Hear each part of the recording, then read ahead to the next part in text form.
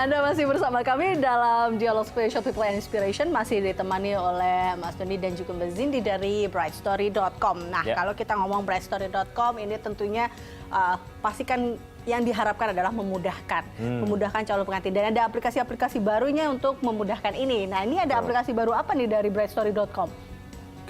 Kita ada dua mobile aplikasi yang terbaru. Satunya Bright Story App, satunya lagi Bright Story Pro kita namakan.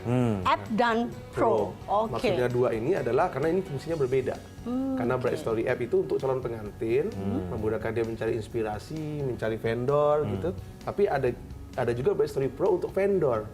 Biar vendornya mudah untuk mendaftar, mudah untuk mengupload project-project mereka, mudah juga untuk memfollow up. Kalau ada orang yang menanyakan tentang servis mereka, jadinya kita mau bikin ini sebuah ekosistem yang sangat mudah buat dua belah pihak, dan dua-duanya jadi semakin excited dan makin mudah untuk. Nah, tadi kan kalau ini kita bahas yang vendor dulu ya. Nah, kalau ada nggak sih syarat-syarat juga bagi vendor-vendor yang mau masuk nih ke brightstory.com ini? Kira-kira vendor yang seperti apa sih yang bisa dikatakan layak masuk brightstory.com? Jadi kalau misalnya tentunya kita nggak pengen semua bisa langsung masuk aja ke Brightstory ya, karena itu bisa, kan sekarang lagi marak juga penipuan-penipuan dari organizer gitu ya. Makanya kita ada proses verifikasi di depannya, ya kan. Kita nggak berhak menilai dari segi kerjaan juga pastinya, tapi kita bakal menilai dari segi ini benar nggak sih vendornya ada. Kita telepon, mereka naruh nomor telepon, kita teleponin. Mereka naruh email, kita ada otomatis proses untuk mereka memverifikasi email mereka. Terus kita juga ngasih minimum requirement untuk mengupload kerjaan mereka. Harus ada berapa banyak project gitu. Jadi mereka masuk benar-benar memberikan value, nilai kepada calon pengantin. Tapi cuma banyak-banyak aja gitu. Tapi kalau misalnya vendornya sudah terdaftar lah ya, mereka bisa memampang produk-produknya gitu di brightstory.com.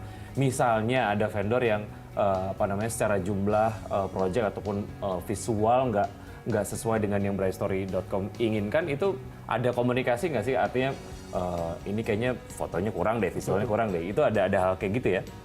Tentunya kita actively juga ngontak vendor untuk kasih tau mereka kalau misalnya ini update portfolionya gitu-gitu seperti itu. Itu tujuannya balik lagi untuk user-user kita juga supaya mereka bisa mendapatkan yang terbaik dari Brightstory. Jadi begitu buka websitenya nanti atau misal kita download gitu ya si aplikasinya, itu ada yang kalau Anda adalah misalnya calon pengantin, Anda bisa pilih menu ini, kemudian kalau vendor bisa. Bukan. Atau Jadi gimana? Itu ada dua aplikasi yang terpisah. Dua aplikasi yang berbeda. Jadi kalau mau cari di App Store atau Google Play buat Android, itu ada dua aplikasi terpisah. Bisa cari Brightstory akan ada nongol dua. Brightstory for vendor atau Brightstory for calon pengantin ya, for the brides. Oke. Nah, ini apa yang akhirnya membedakan aplikasi-aplikasi dari brightstory.com ini dengan beberapa aplikasi lainnya yang mungkin juga sebenarnya ada tapi mungkin ya beda-beda tipis lah, atau sebenarnya apa sih yang membuat berbeda? Ya, jadi kita lumayan aja dia ada dua ya fitur, bukan fitur lah ya, seperti prinsip kita dalam mobile aplikasi ini. Yang pertama itu lengkap, yang kedua itu mudah. Ya kan, lengkap ini berarti kita ada inspirasi, ada vendor. Kita juga nggak cuma ada dua itu, kita juga ada yang namanya inspiration board. Kan itu fitur untuk orang mengumpulkan ide-ide yang mereka suka, mereka kumpulin jadi satu. Jadi nggak cuma terbuang gitu. Kalau nggak kan nanti bingung. Kemarin ada yang bagus tapi di mana ya? Kan lupa. Itu mereka bisa save, ada board sendiri khusus untuk masing-masing user. Nah, kita juga ada blog. Jadi kita punya blog untuk menyarankan untuk menjadi inspirasi berupa artikel-artikel atau konten, relationship tips gitu kan, real wedding orang-orang sebelumnya. Itu juga ada di kita. Kita juga mudah digunakan gitu ya, cepat aksesnya. Bisa diakses melalui mobile aplikasi juga. Jadinya itu yang membedakan kita sih. Kalau Mbak Zindi secara produk ada nggak sih mungkin yang kayak membedakan antara yang ada di aplikasi brightstory.com dengan beberapa aplikasi-aplikasi lainnya? Sebenarnya sih dari fitur-fitur yang kita provide sendiri memang cukup distintif ya. Jadi sebenarnya lebih kurang udah dijabarin semua juga sama satu ya. Tapi secara target market juga ini menentukan ya pemilihan vendor dan lain sebagainya. Target market ya, target market untuk yang brightstory.com sasar. Ya, target market kita kan memang kecil ya kalau bisa dibilang ya. Karena jumlah orang yang married itu sangat sedikit lah ya, orang yang udah married atau belum gitu.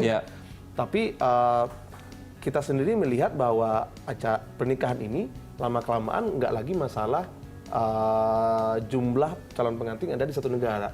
Tapi juga orang sekarang udah mulai banyak nih mewujudkan pernikahan impian mereka di luar negeri gitu misalnya. Mereka banyak yang cuma melakukan pernikahan mengundang tamu yang sedikit, tapi sangat spesial gitu misalnya. Nah kita ngelihat bahwa target market kita nggak hanya lagi pengantin yang ada di Indonesia, tapi di seluruh dunia.